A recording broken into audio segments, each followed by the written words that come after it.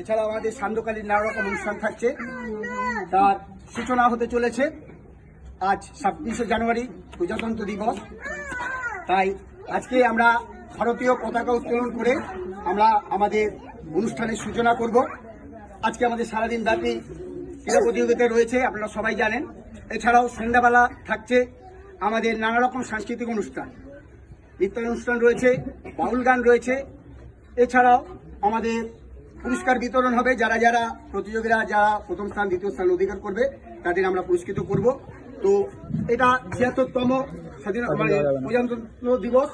তো আমরা সবার প্রথমেই আমাদের ক্লাব সভাপতিদের ডেকে নেব পতাকা উত্তোলন করার জন্য। তারপরে আমাদের সভাপতিরা ছোট সংক্ষিপ্ত বক্তৃতা রাখবে।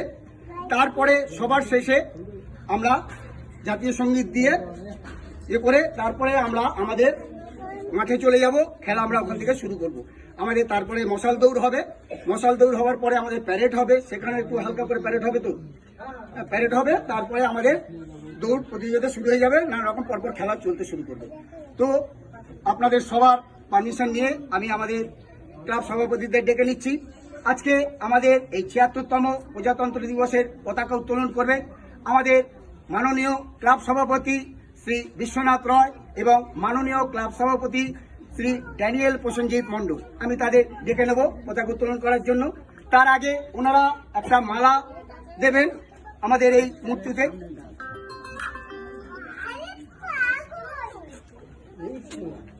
আমরা দুজনকে ডেকে নেব, যেহেতু আমাদের যুগ্ম সভাপতি।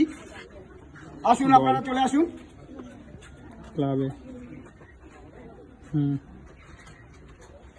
আরে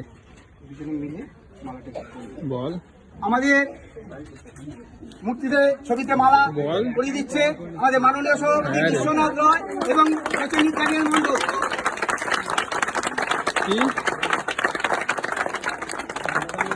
আমি কি করতে পারবো? এবার আমরা ওনাদের পতাকা উত্তোলন করার জন্য অনুরোধ করব। ভালো কথা, 26 তারিখে দেওয়ানোর কথা ছিল, তুমি করে দিয়েছো। রাখ ফোনটা।